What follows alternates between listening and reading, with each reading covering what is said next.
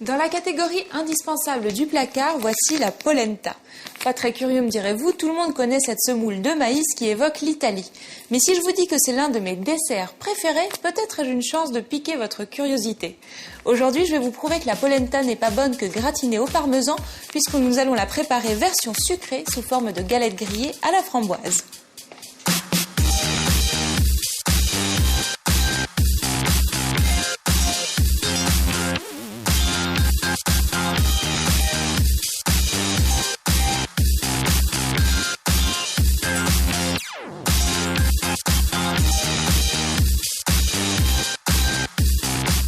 Première étape pour ma polenta sucrée, on s'y prend comme d'habitude en faisant cuire la polenta.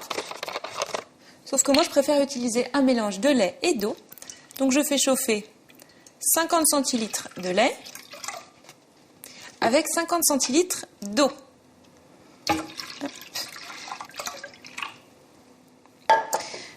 J'allume le feu et j'ajoute dans ce mélange de lait et d'eau 70 g de sucre et de la vanille. Alors là, on se rapproche un petit peu de la cuisson d'un riz au lait finalement. C'est ça qui m'a donné l'idée de faire de la polenta sucrée, puisqu'on le fait aussi avec de la semoule sucrée, des gâteaux de semoule. Pourquoi pas de la polenta? Et ça apporte vraiment une touche en plus parce que la polenta a un goût qui lui est propre vu qu'elle est à base de farine de maïs. Ça a un goût bien plus puissant que la semoule ou que le riz. Et je mets les petites graines dans le lait et l'eau qui chauffent. Et je rajoute la gousse entière. Celle-ci est tellement belle et charnue que ce serait dommage de ne pas l'exploiter au maximum. Quand ça commence à chauffer, ce qui est le cas, je rajoute mes 250 g de polenta. Alors moi j'ai choisi de la polenta à cuisson instantanée qu'on trouve maintenant facilement dans le commerce. C'est même celle qu'on trouve le plus parce que normalement la polenta cuit environ 35 à 45 minutes. Avec ça, en 10 minutes, c'est plié. L'important c'est de bien mélanger. Dès le départ et ensuite mélanger régulièrement pendant la cuisson.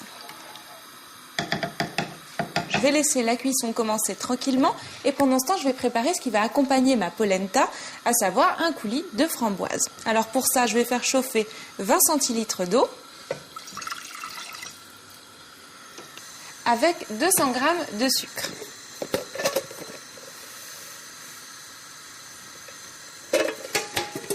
Il suffit d'attendre que le sucre soit dissous dans l'eau et le sirop sera prêt pour préparer le coulis. Pendant ce temps, je mélange bien la polenta qui gonfle à toute vitesse. Alors la polenta, c'est vraiment une des bases de la cuisine traditionnelle italienne, mais aussi du sud de la France. Ça s'est étendu un petit peu partout. En Suisse aussi, on en mange beaucoup. C'est une des bases de la cuisine paysanne plutôt. Et ça se mange dans ces cas-là, évidemment, version salée. Là, c'est une petite variante, un détournement de l'usage habituel de la polenta. Ça commence à prendre corps de ce côté-là. Et du côté du petit sirop, on y est presque. Le temps de mixer des framboises. Donc j'en ai pris 500 g. C'est le coulis qui va accompagner la polenta que je vais faire refroidir et faire griller sous forme de palais, un peu comme on le ferait pour du pain perdu. Je mets mes framboises dans le mixeur.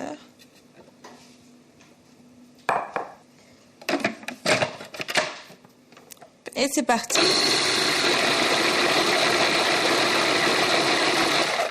Voilà, c'est rapide et je rajoute ensuite le sirop.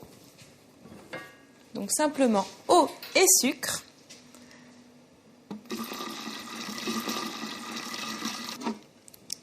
Une fois que j'ai rajouté le sirop, je mixe à nouveau pour bien émulsionner mon coulis. Parfait. Tout de suite, ça sent encore plus fort la framboise avec l'action du sucre. Ça sent tellement bon. Je vais garder ça de côté parce que je pense que ma polenta doit être cuite. Voyons voir. Oui, quand ça devient bien difficile à touiller, c'est que c'est cuit. Donc, je repasse par ici et je vais ajouter un petit peu de beurre en fin de cuisson. 60 g de beurre en l'occurrence, un tout petit peu.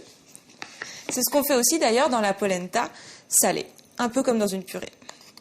On rajoute du beurre à la fin. Hop. Voilà, on mélange un bon coup. Celle-ci est jaune, mais il en existe de toutes les couleurs selon la mouture de la semoule et les variétés de maïs. Il y en a de la blanche, de la jaune, de la rougeâtre, de l'ambrée. Il y a toutes sortes de crus en matière de polenta. Et là, moi, je fais ça à la casserole. Et la tradition pour préparer la vraie polenta, c'est dans un chaudron, au-dessus du feu, sans cesser de mélanger. Et ça fait un bras énorme. Parce que c'est difficile à mélanger. Je vais pouvoir la débarrasser dans un plat. Donc l'idée, c'est de la faire refroidir. Alors, c'est un nouveau magasin que j'ai trouvé. Après les plats beurrés, maintenant, j'ai trouvé un qui vend des plats tapissés de papier transparent. Très pratique également pour la cuisine. Donc, je vais verser la polenta dans le plat. Voilà, elle est bien crémeuse. Ça fait une bonne épaisseur. Ça me permettra de découper ensuite dedans des palets d'une bonne taille. Et là, j'allais oublier, faire une terrible erreur, oublier de retirer la gousse de vanille. Viens par là. Je lisse bien le dessus et je vais pouvoir laisser refroidir et ensuite mettre au réfrigérateur pour avoir quelque chose de bien froid. Personne ne fait battre mon cœur lorsque s'éteignent les projecteurs. Quand la polenta est bien refroidie, elle a durci pour former une galette. Et je vais maintenant pouvoir la détailler en cercle pour la faire dorer à la poêle. Alors je vais prendre mon cercle. On peut utiliser un petit verre aussi. Et démouler ma plaque de polenta à la vanille. Hop là. Parfait, c'est hyper régulier, j'adore. Donc évidemment, ça aussi, faire refroidir la polenta et détailler un petit palais, on peut le faire en version salée. Ici, c'est le sucre qui m'intéresse, la douceur. Alors, je vais faire... Hop. Je vais commencer par 3 beaux palets.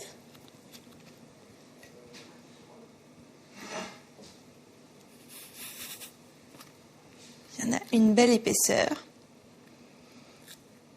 Avec un dessert comme ça, je pense qu'on peut être heureux. Comme Épicure, qui se disait satisfait comme Jupiter si on lui donnait de la polenta et de l'eau. Soyons épicuriens. Voilà, 3 beaux palets bien épais. Je vais commencer par ça, que je vais faire donc dorer à la poêle avec un bon morceau de beurre. C'est important, un peu comme pour le pain perdu. Il faut que ce soit très doré, dans du beurre mousseux. Donc quand le beurre est mousseux, je fais dorer mes gros palets de polenta dans le beurre mousseux, mais pas noisette. C'est important. Donc là, c'est l'affaire d'une petite minute, vu que la polenta est déjà cuite dans le lait et la vanille sucrée. Là, c'est juste pour donner une belle coloration. Je retourne les palets quand ils sont bien dorés, voyons. Parfait. Grâce au sucre qui est contenu dans la polenta et au lait dans lequel elle a cuit, ça dort tout seul. Pendant que ça dort de l'autre côté, je vais aller récupérer le coulis de framboise qui va accompagner mes palets de polenta. Alors ce que j'ai fait une fois que je l'avais bien mixé, c'est que je l'ai juste passé au tamis pour retirer les pépins des framboises. Je vais également préparer mon assiette pour me servir, comme toujours, puisque les palets de polenta doivent être servis chauds. Hop, est-ce que l'autre côté a aussi bien doré? Oui, c'est parfait. Je coupe le feu, je reviens à mes moutons. Voilà, mes palets sont bien dorés. Je vais pouvoir les dresser sur l'assiette. Alors tout l'intérêt de la polenta grillée sucrée comme ça, c'est d'avoir un extérieur bien croustillant et l'intérieur qui est complètement crémeux.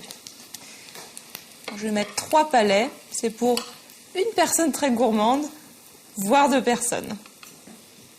Hop. Et je vais servir ça avec le coulis de framboise. Le voilà. Et ça va faire un beau contraste de couleur et de goût. J'en mets un petit peu sur les côtés et sur le dessus.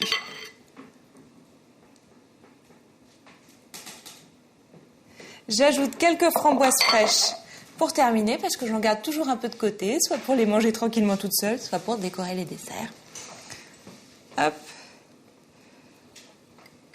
Voilà, c'est un tableau abstrait. Alors j'espère vous avoir donné envie de cuisiner la polenta version sucrée avec ces palets de polenta grillés à la vanille avec leur coulis de framboise. Vous pouvez retrouver cette recette sur le www.cuisine.tv. On dit que la curiosité comme la gourmandise sont de vilains défauts. Eh bien moi je dis ou pas. Alors à très bientôt pour de nouvelles curiosités.